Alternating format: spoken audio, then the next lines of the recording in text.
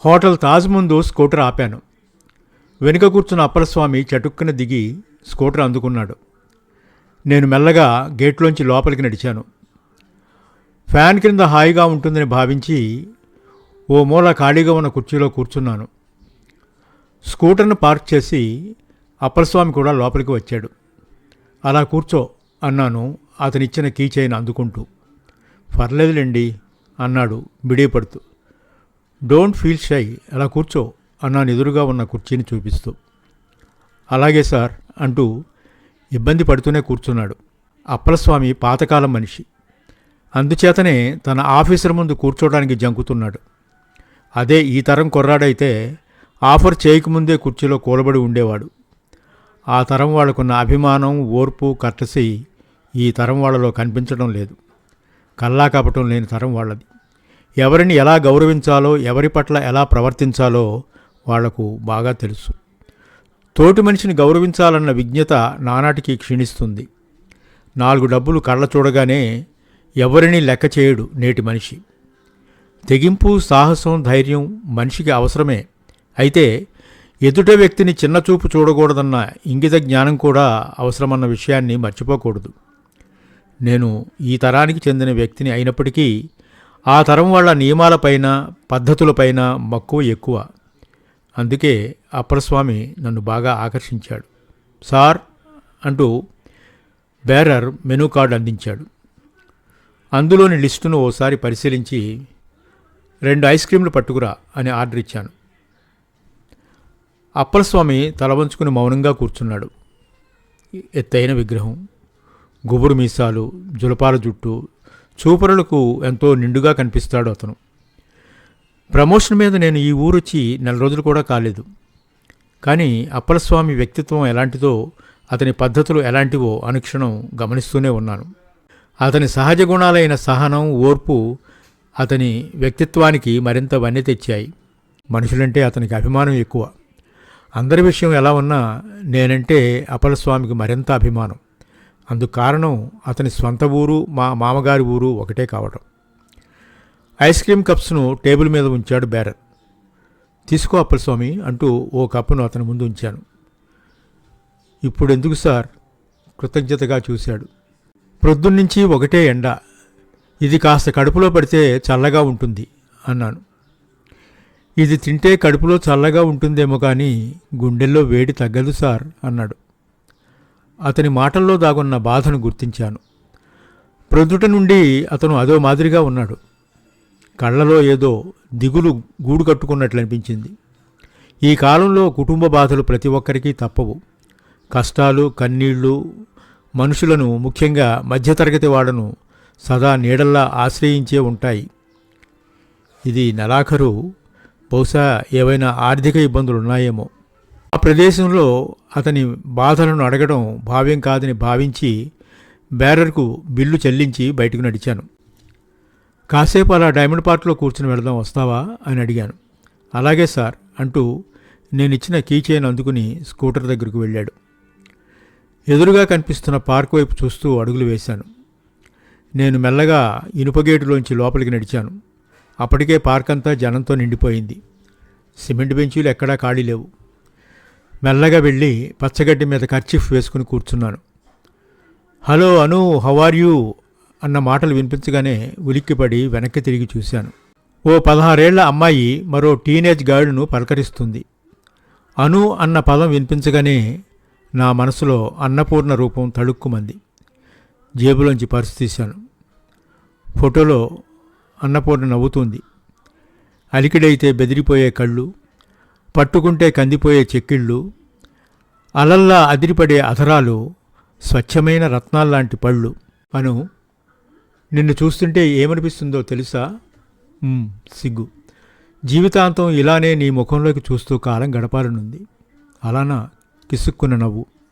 అది స్వరం కాదు, 1000 వీణలు ఆలపించిన రాగమాలిక. అది నవ్వు కాదు, 1,000,000 చంద్రులు కురిపించిన వెన్నెల సోన. అను, ఈ నవ్వులు కలకాలం నీ పెదవుల మీద నాట్యం చేయాలి సుమా. మీ హృదయంలో నాకెప్పుడూ ఇలానే స్థానం ఉండాలి మరి. గువ్వలా ఛాతీ మీద వాలిపోయింది. షూర్ షూర్ అంటూ హృదయానికి హత్తుకున్నాను అనును ఓ వెన్నెల రాత్రి. కానీ నేను ఆమెకిచ్చిన మాట నిలబెట్టుకున్నానా? లేదు. ఎందుచేత? తాళాలు ఇవిగో సార్ అన్న అప్పలస్వామి పలుకులు వినగానే నేను కంగారు పడుతూ పర్సు మూసేసి జేబులో పెట్టుకున్నాను. అలా కూర్చో అన్నాను. నాకు కొంచెం దూరంగా అప్పలస్వామి చతికిల పడ్డాడు. దూరంగా కనిపిస్తున్న డాబాల వైపు చూస్తుండిపోయాడు.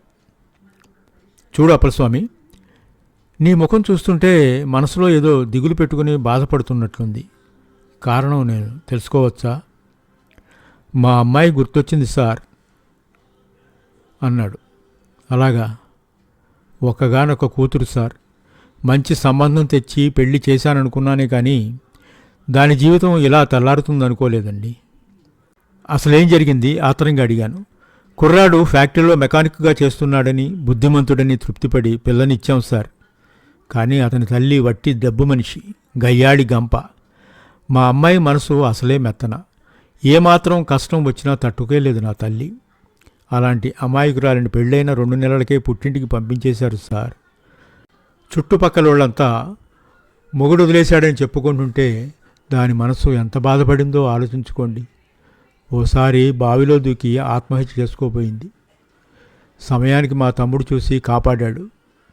అప్పలస్వామి కంఠం గద్గదమైంది. అతని పరిస్థితికి నా హృదయం జాలితో నిండిపోయింది. ఇంతకు అమ్మాయిని వాళ్ళు పుట్టింటికి ఎందుకు పంపించారు? కట్నం డబ్బు ఇవ్వలేదా? ఆ విషయంలో ఏమీ లోపం చేయలేదండి. సమయానికి డబ్బు తక్కువైతే పరంధామి మాస్టరే సాయం చేశారు. మీరు ఆయన పేరు విన్నారా సార్? ఎవరైనా? అదేనండి, అన్నపూర్ణమ్మ గారి తాతగారండి. అయితే అన్నపూర్ణ నీకు తెలుసా?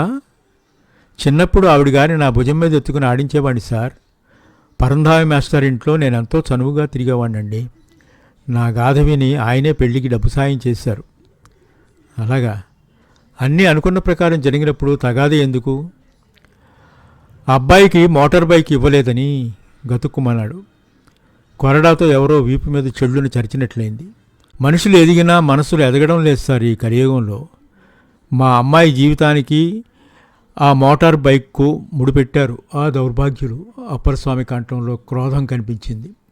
అప్పలస్వామి, డబ్బు నేనిస్తాను, మోటార్ బైక్ను కొనిపెట్టి మీ అమ్మాయిని అత్తవారింటికి పంపించు అన్నాను. ఆ మాత్రం మంచితనం ఆలోచన మా అల్లుడుకుంటే మా అమ్మాయి నాకు దక్కి ఉండేది సార్. అతని కళ్ళల్లో అస్పష్టంగా నీటి పొరలు కదలాడాయి. ఇప్పుడు మీ అమ్మాయి ఎక్కడుంది? నా ప్రశ్నకు సమాధానంగా చేతులెత్తి ఆకాశం వైపు చూపించాడు. ఓ మై గాడ్, చనిపోయిందా? ఎలా జరిగింది ఈ ఘోరం? నా కంఠం వణికింది. మీలాంటి ధర్మాత్ముల దగ్గర అప్పు చేసి మోటార్ బైక్నిచ్చి అమ్మాయిని కాపురానికి పంపించాను సార్. కానీ ఆ రాక్షసులు అంతటితో తృప్తి పడలేదు. బంగారపు నగలు, మంచాలు, కంచాలు ఇలా తీర్చాల్సిన లాంఛనాలు ఏవీ తీసుకురాలేదని అత్త సాధింపు మొదలుపెట్టింది. వాళ్ళు పెట్టే చిత్రహింసను భరించలేక కిరసనాయిలు పోసుకుని చచ్చిపోయింది సార్. చీచి, పాడు మనుషులు. ప్రాణం ఉన్న మనిషి కంటే ప్రాణం లేని వస్తువులకే విలువిస్తున్నారా? ఆవేశంగా అరిచాను. బయట ట్యాంకర్ హారన్ చెవులు చిల్లులు పడేలా వినిపించడంతో అప్పలస్వామితో పాటు నేను కూడా రోడ్డు మీదకి వచ్చాను. ఆ తాళలేంటి సార్, లారీ ఓడికి రోడ్డు మీద మన స్కూటర్ అడ్డుగా ఉన్నట్టుంది, హారన్ తెగ మోగిస్తున్నాడు అనేసి కీచైన్ తీసుకుని బయటకు వెళ్ళాడు. నా మనసులో రావుగారు మెదిలారు. సంసార నౌకను లాగి చిక్కి శల్యమైన ఆయన రూపం గుర్తుకు వచ్చింది. వే ఇన్స్పెక్టర్గా పనిచేస్తుండగానే 2 కూతుళ్లకు పెళ్లి చేశారు. అన్నపూర్ణ 3వ కూతురు ఆయనకు. తర్వాత 3 కొడుకులు. అన్నపూర్ణ పెళ్లికి ఆయన ఆర్థిక పరిస్థితి అంతంత మాత్రంగానే ఉంది. రిటైర్మెంట్ బెనిఫిట్స్లో వచ్చిన సొమ్ములో చాలా భాగం ఆయన భార్యకు రాయివెల్లుల్లో వైద్యం చేయించడానికే ఖర్చు అయింది. అలాంటి పరిస్థితుల్లో కూడా పెద్ద మొత్తంలో కట్న కానుకలు ఇచ్చి కూతురు వివాహం చేయడానికి సిద్ధపడ్డారు ఆయన.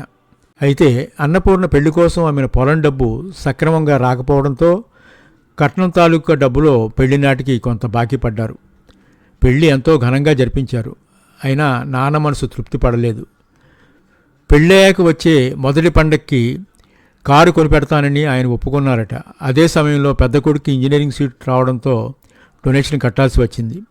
ఆర్థిక ఇబ్బందుల చేత రావుగారు వాగ్దానాలు నిలబెట్టుకోలేకపోయారు. అంతే. ఫలితంగా అను అక్కడ, నేనిక్కడ. కట్నం తాలూకు ఇవ్వాల్సిన డబ్బు లేకపోయినంత మాత్రం నాకేమీ దరిద్రం చుట్టుకోదు. పండక్కి ఇస్తానన్న కారు నాకు ఇవ్వనంత మాత్రాన నాకు వచ్చిన నష్టమేమీ లేదు. నాన్న పట్టుదల వలన, ఆయనకు ఎదురు చెప్పలేని నా పిరికితనం వలన అనును దూరం చేసుకున్నాను. నాన్న కేవలం డబ్బు మనిషి. వడ్డీ వ్యాపారం చేసి ఆస్తి పెంచాడు నాన్న. అందుచేతనే కాబోలు డబ్బంటే ఆయనకు అంత ప్రాణం. సభ్యత సంస్కారాల కంటే ఆయన డబ్బుకే ఎక్కువ విలువనిస్తారు. అమ్మ కూడా ఆయనకు ఎదురు చెప్పలేక మౌనంగా ఉండిపోయింది. నిజానికి అప్పలస్వామి, నాన్న ఒకే తరానికి ప్రతినిధులు. అయినా ఇద్దరి ఆలోచనల్లో ఎంతో అంతరం ఉంది. ఇద్దరి పద్ధతులకు ఎంతో తేడా ఉంది. అప్పలస్వామి పరిస్థితి, రావుగారి పరిస్థితి ఒకటే. ఇద్దరూ ఆడపిల్లల తండ్రులే. లాంఛనాల పేరిట నాశనమైంది ఆ అమ్మాయి జీవితం. కారు పేరిట నాశనం కాబోతుంది అను జీవితం. అను మనసు కూడా చాలా సున్నితం. ఈ అవమానాన్ని భరించలేక ఆత్మహత్య నోనోను అలా జరగడానికి వీల్లేదు. నా అనువుకు దూరమై నేను బ్రతకలేను. ఇంతకాలం నాన్న మీదున్న గౌరవం నన్ను కట్టిపడేసింది. డబ్బు కంటే మమతానుబంధాలే గొప్పవని ఆయనకు తెలియపరచాలి. మూర్ఖత్వంతో ఆలోచిస్తున్న ఆయన మనసుకు జ్ఞానోదయం కలిగించాలి. అనువుకు న్యాయం చేకూర్చాలి. వెళ్ళిపోదామా సార్ అని అడిగాడు అప్పలస్వామి ఎదురు వస్తూ. చూడు అప్పలస్వామి, విజయనగరం వెళ్లే బస్సు ఇప్పుడు ఏదైనా ఉందా అని అడిగాను. వాచి చూసుకుని అరగంటలో నాన్ స్టాప్ ఉంది సార్ అన్నాడు. అయితే నేను ఆర్టీసీ కాంప్లెక్స్కి వెళ్తున్నాను, నీవు స్కూటర్ను నడిపించుకు వెళ్ళి మా ఇంట్లో పెట్టు అంటూ బయటకు వచ్చాను. 4 అడుగులు వేసి అప్రయత్నంగా వెనక్కి తిరిగి చూశాను. అప్పలస్వామి స్కూటర్ దగ్గరికి వెళ్ళి ఆకాశం వైపు చూస్తూ చేతులు జోడించి దండం పెట్టాడు. అతని ముఖంలో ఏదో సంతృప్తి లైట్ల వెలుగులో తడుక్కుమంది. ఆ క్షణంలో అతని మనసులో ఏమనుకున్నాడో. అన్నపూర్ణను కాపురానికి తీసుకువచ్చాక ఓ రోజున అప్పలస్వామిని కూడా భోజనానికి పిలిచాను. కడుపు నిండా భోంచేశాక అడిగాను, ఆ రోజు నీవు మనసులో అనుకున్నదేమిటి అప్పలస్వామి అని. వానరులు గుర్తు చేసే వరకు ఆంజనేయులు వారికి తమ శక్తి తెలియలేదట. శక్తి తెలిసాక ఎక్కడలేని బలాన్ని తెచ్చుకుని వారధి కట్టేశారు. మనుషుల మనసులలో కూడా మంచితనం ఉంటుంది సార్. కబుర్లు చెప్పో కథలు చెప్పో దాన్ని నిద్రలేపాలని మా గురువుగారు, అదేనండి అమ్మాయి గారి తాతగారు చెప్తుండేవారు. వారిని మనసులో తలుచుకుని దండం పెట్టుకున్నానండి అన్నాడు అప్పలస్వామి నవ్వుతూ. అతను వెళ్ళాక చెప్పింది అన్నపూర్ణ మరో నిజం. అప్పలస్వామికి అసలు పెళ్ళే కాలేదట.